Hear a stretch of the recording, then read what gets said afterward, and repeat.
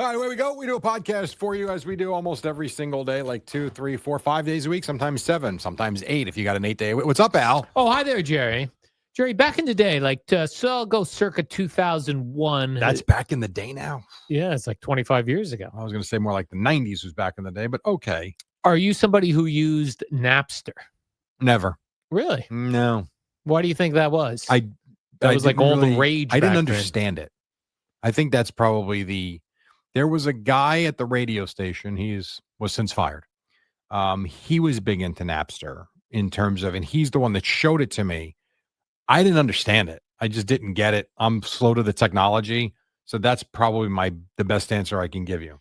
Yeah, I saw a whole bunch of things came into my YouTube feed that I've been watching, and it was about like piracy, right? And stealing. You know, you and I work in the business, so I think we're probably a little more sensitive to people stealing like shows and Sure. music and all that stuff. Back in Napster days, I was not sensitive to that. I was like, yeah, let me use Napster. I download any song I want. Right. And we had it at WNEW with the talk shows. So we had a computer in the studio that had every imaginable song you can think of. But the whole point of these videos that have been coming into my feed was about that the music industry at that time was you had to buy the CD, right, or buy an album, and you had to buy, if you liked one song, you had to buy the full album, basically. And I think that CDs back then were like between $14 and $18. That sounds right. Right, yeah, I would say so. Yeah. So they say that what happened with why Napster got popular was people were tired of paying all that money for one song. I was one of those people. And Napster allowed you to get one any song, and it was easy to use once you knew how to. You just type in a song, it downloaded it, now you had it. So that's what piracy did.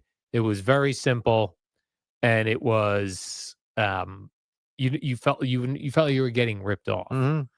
And then when the way the music industry dug themselves out of that was iTunes started making it so you could buy a song for 99 cents. Well, keep in mind, though, in fairness to the music industry, they did try the cassette singles. They did. The little 45s and even CD singles. The problem is you end up with 1,000 pieces of plastic or discs, and it's too much. I did love a cassette single. I had a lot of them too, but you needed the cases, and you ended up with a crap ton of music. And they never put them in the full cases. They were just in the cardboard cases. In the sleeve. The singles. Yeah. Yep. Yeah, and then when they had the CD singles, when they first came out, they were small. Oh, I don't remember. No, I don't remember that. So when they first came out, they were small, and you had to use an adapter. Oh, I never had that. Adapter, really, to put it in your CD player. Then the newer CD players were made with the smaller tray to put them in, and then they just started making them full size, but making them singles. But they said that because Apple made it reasonably priced, $1 a song. It was 99 cents, I think, for a very long time. That kind of got people away from Napster and said, "Oh, I'm willing to pay if it's reasonable, $1. I'm not going to pay $18 for." But they also took song. Napster to court, though, too, didn't they? The music industry. Oh yeah, the music industry did, for sure. So the thing I'm seeing now with all of these videos is people are now kind of saying that because of the way the TV is now, and all the videos and all the Netflix and all the subscriptions and all the YouTube TV, that piracy is back. Oh, for shows? Yes, because piracy makes it simple. Everything's in one place. All of the pay apps, these piracy sites, have their own apps that have all the apps built in. Yeah. And that people are going that way. And anytime this comes up on the show, I get a ton of calls from people. And this is what's interesting about it to me, is that people call, they go, "Oh, no, I get everything. And I only paid a one-time fee for the box." For the box, for the device to get it. And I go, "Well, that's illegal." No, it's not. No, they'll tell you that the people that are providing it is illegal. So I did do a lot of digging on this. There's a number of boxes.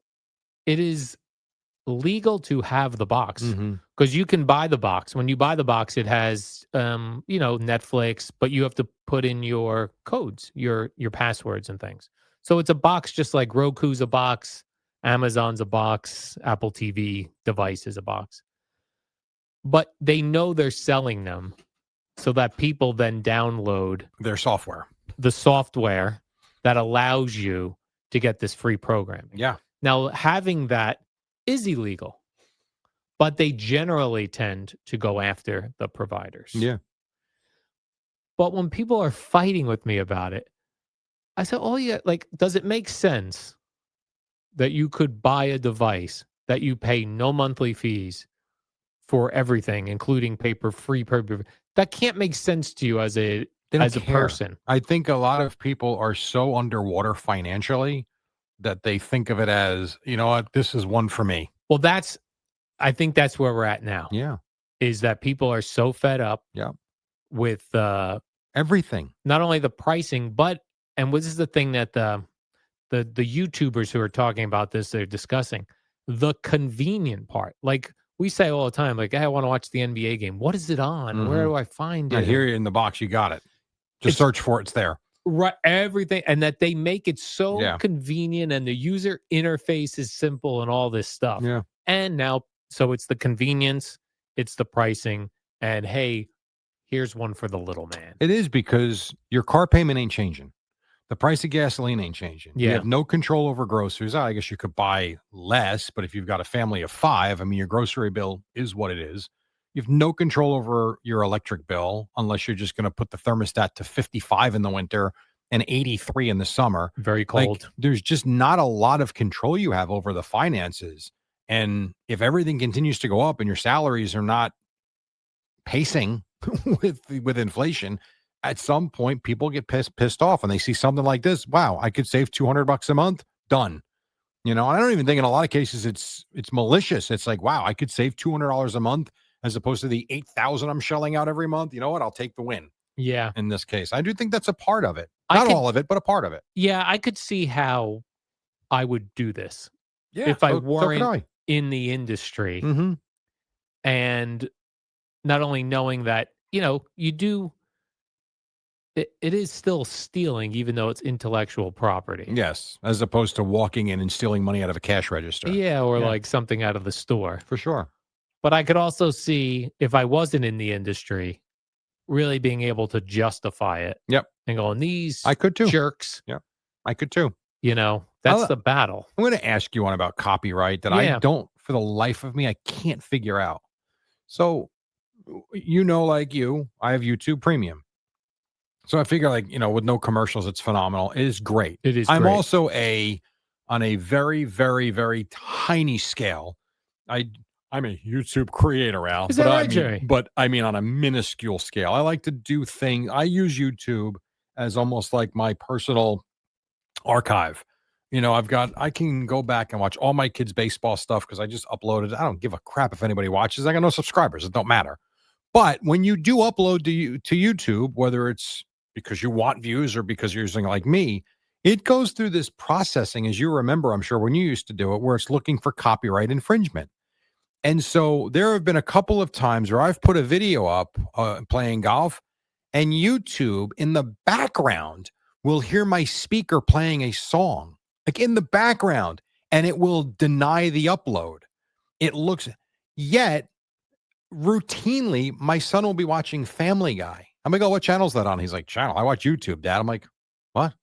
And I'll look at it. It's some dude that just tapes it and puts it. How is that allowed to be produced on YouTube? Yet something that's 30 feet away that you can barely hear, YouTube flags it and denies me the upload. It's weird. Yeah, I don't know. It's a great question. And then this is another one I don't understand. When you see videos of guys that are rating the best songs from 1991, and then they're playing 30 seconds of the video, how does that allow that?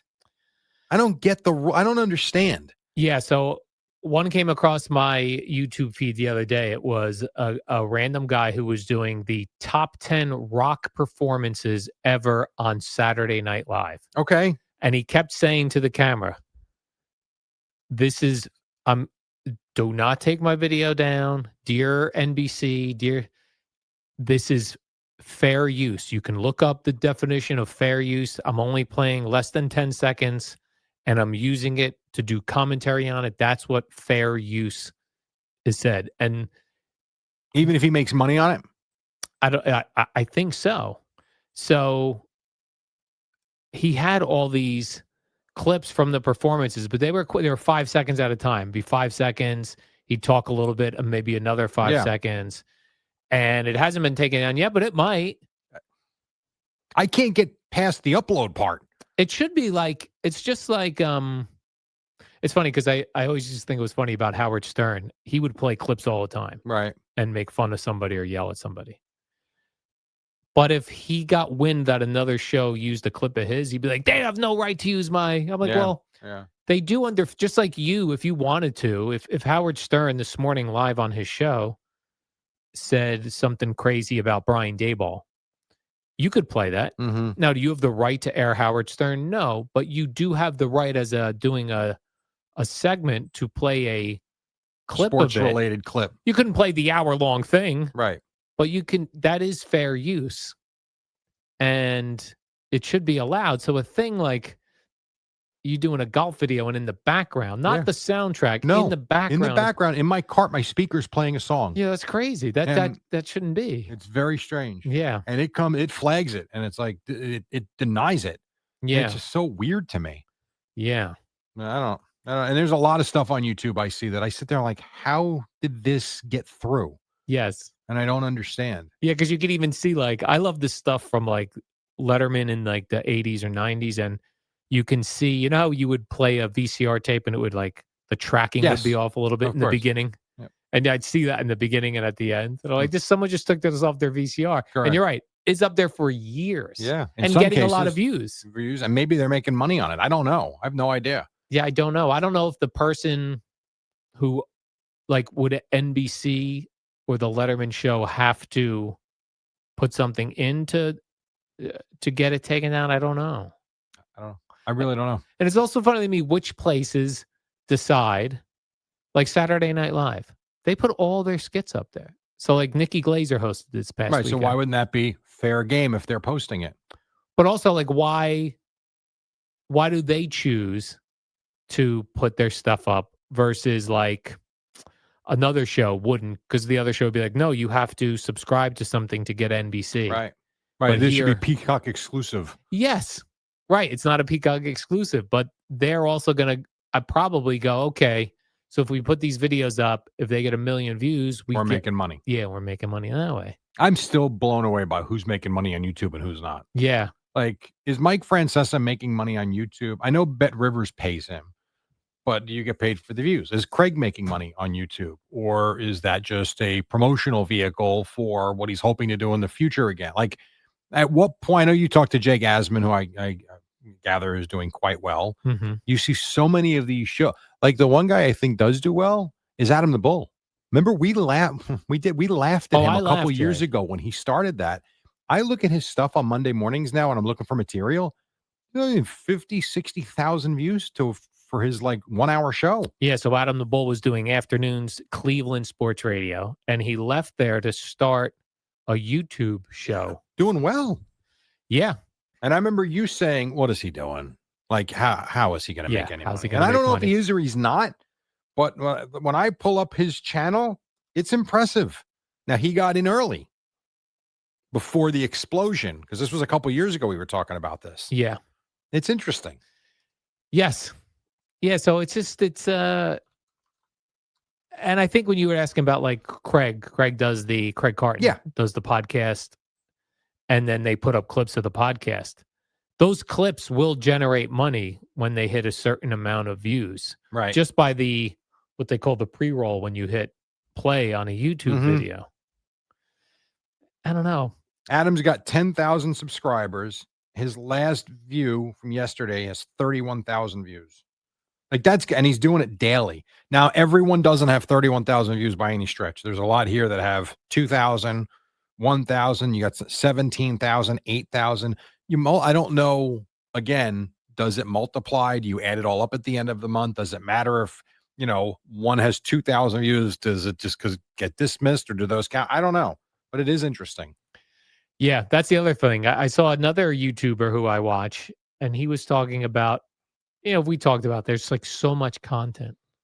And he brought up another YouTuber Mm-hmm. who's got 1 million subscribers. The guy does 9 videos every day. Wow, does he really? Yeah. So think of how much What's the content. content? Like what is it about? It's like commentary on pop culture. So it's nothing super specific. Right. The guy's doing 9 videos a day. They're 20 to 50 minutes long. Really? And he's punching out. And now he has 1 million subscribers, but he's getting 30,000, 30,000, 50,000, He's doing well then. Right.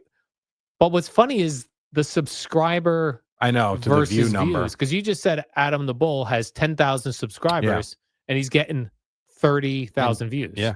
And some of those. This guy's got 1 million, he's getting 30,000 views. Yeah. Very weird. Bobby, the Bobby approved, the food guy that I follow who goes to Costco and tells you what's healthy, he hit 10 million subscribers. Wow. Now his videos are getting 200,000 views.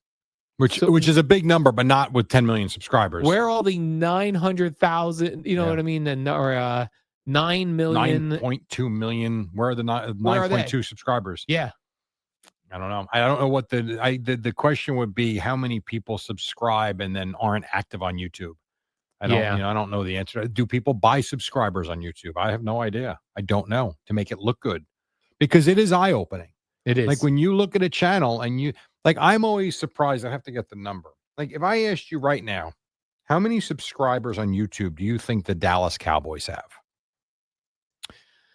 Man, that is a global brand. I'm going to say the Cowboys have 700,000 subscribers on YouTube. 490. That to me is a very low number. That is a low number. I mean, you're talking about a food guy that's got 10 million subscribers. You tell me the Dallas Cowboys, with fans all over the world, have only 490,000 Right, like if I went to Times Square and I stopped people, I said, are you aware of who Bobby from Bobby Approves is? Or if I said, are you aware of who the Dallas Cowboys are? And you ask 100 people, I think 90 of them would know the Cowboys, and maybe less than 5 would know who he is. Right.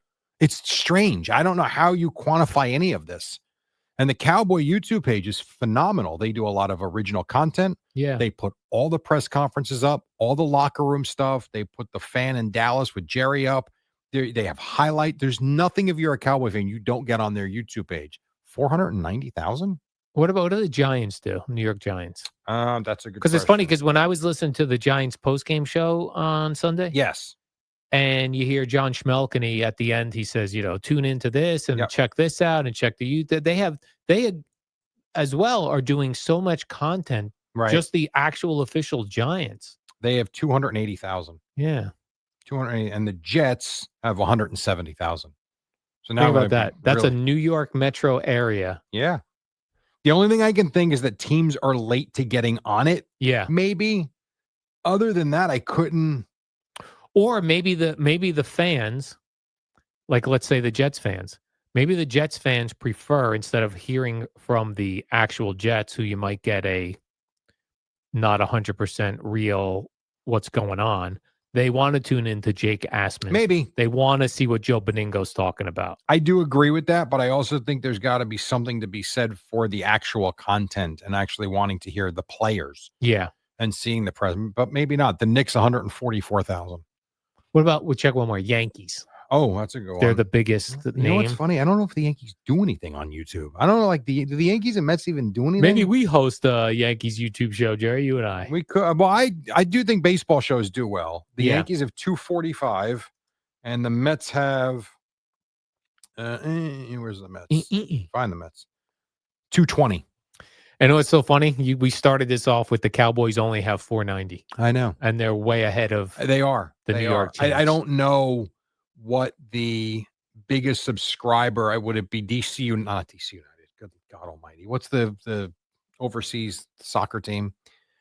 Oh my God. The famous soccer team. Yeah, I can't think of them. Manchester United. Yes. Are they kill? But I do think it does also matter when you get on. I think that's because remember I did the Twitter views. The Rangers have like one of the better Twitter follows of any of the sports in New York. Right. which to me is like, guys, that's the Rangers. The people do care, They do care. but Yeah. I'm just so surprised, I guess, although I shouldn't be, is how well some random, 19-year-old girl is doing on a YouTube channel. sure. Like, how did she break through Mm-hmm.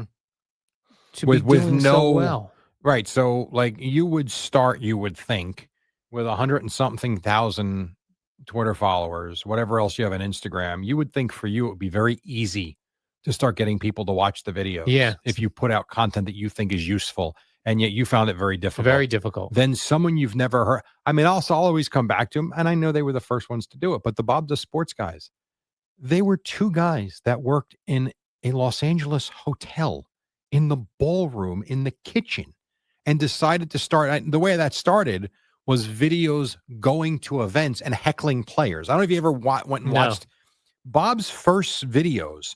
Were going out to, I think they went out to, I don't know, it was Scotland. They went to one of the big golf tournaments and they were heckling the players. That's what it was. It was like his experience. And then it went from that to, hey, let's video us playing golf, me and the guy Joey. And it was terrible. And all of a sudden, it popped. Why? Two guys that are, and I think it's great. They're such a well-oiled machine now. It's ridiculous. And they're so popular. They've got millions of subscribers. Like, why did that work for them? I also weird. starting more and more to believe that certain people work better in certain mediums, right? Okay. And that just because we've been on the radio in New York for 2 decades or more Doesn't mean anything. doesn't mean it translates to YouTube. Just like if we took Bob Does Sports and put them on the radio, where you have to be live at a certain time every day and work between the commercial breaks, and maybe that doesn't work. Maybe. Like with Joe Rogan, if Joe Rogan would have taken over for Howard Stern Right. instead of David Lee Roth, I don't know what that He wouldn't have become what he's become with the podcasting. Yeah, you're probably right about that. It just, certain, even though it would make sense, you go, oh, okay, I could start a YouTube page. I've got WFAN to promote it. Yeah, well, we do. It hasn't worked out so good for us. Yeah. And I don't know if it's just because. Now, in fairness, I was thinking about this yesterday too. What have we actually done to promote the podcast in the last 5 years? Me and you. Right, but not much. Nothing. But what has the random girl that I was talking about? She doesn't have another platform. I don't know the answer to that. Yeah. Other than if you're talking about a random attractive girl, there are so many horn dogs in this world that are on their phone. I don't think it takes. Now, there's a lot of beautiful women out there doing it too. So you're right. Why does the one, I guess someone's got to stick out somewhere, because I'm sure for every example of that girl you can point out, I can point out. I mean, we bring up Lucy all the time. Lucy's gorgeous. The idea that she doesn't have millions of followers and views on what she's doing is weird. Right. So for everyone that you point out that does great, I can find more examples that ain't going so great. Not as easy as they make it seem. Yes. God, it's all the algorithms, Jerry. It's the algorithms, and you got to hit on something, and you can't be like everybody else because you get lost. Yeah. Like Mr. Beast was the first of his kind. Oh, yeah. Mr. And I was Beast. on that early because of my kids. I don't watch it anymore, but I go back. My God, during the pandemic, that's all we watched. And even before then, I would say like 2017, 18, my house was nothing but Mr. Beast every night. It was crazy the way it's Bob Does Sports now every night. Yeah. Some people are just, they got really good at it. Yeah. Some people are really good. That's a big part of it too. And I'm really starting to enjoy YouTube a lot more, just finding people that are doing the topics that I'm enjoying. And then you watch that, they'll offer you like, oh, you liked that? This is something similar. It's and you go, niche programming Yeah. that is literally patent or targeted right to you. Yeah. Now, the one thing I don't like about it, and then we'll go, I know, I don't like when I click on a video that I'm mildly interested in and I just take a shot on it. I'll watch it for 2 minutes. I'm like, yeah, no. And then all of a sudden, I'm littered with this stuff that I'm not interested in. Right. You're now in that person's view. They're like, let's feed Jerry more of this. I watched the Neil deGrasse Tyson video the other day. I thought it was on aliens. It wasn't. It was on like mummies or something. I'm like, oh, God, I'm not interested in this. Next thing you know, I'm getting hit with zombie videos. Guys, not interested. Yeah. Can't you tell I only watch it for 2 minutes? But other than that, it's pretty good. I like the ones where they'll send me like a Lemonheads video. Who I Right. like the Lemonheads, and I'll see it, and I know I'm not interested in it, and for like a year I'll get it. Like, dude, I've never clicked. You put this in my feed every day. I've never clicked on it. Oh, a specific video? Yeah. There's one where the lead singer's in like a red knit hat with the guitar, and it just looks weird. I'm like, I'm not interested in that. It is Every in day. my feed almost every day. That's funny. They're pushing it. They want me to click on it. All right, Jerry, let's do the warm-up show. Ooh, Friday tomorrow. It We'll is come in Friday. after a Jets, hopefully a I got a win. 4-day weekend. Is that what? Well, I'm going to Vegas Sunday. You're out Monday, Tuesday? Cowboys, Raiders. Okay. Who I'm I got it? working. CeeLo, I CeeLo. hope? Okay. You're going to get that much of me in the next couple weeks. What? I got a 4-day weekend here. I'm out the entire week of Thanksgiving for Rutgers in Vegas because I got to go back. And then the following week, I got Cowboys, Lions, and then Rutgers, Michigan, all in the same week. Man, I'm going to have to get your calendar, Jerry. All right. Yeah. Warm up next. So.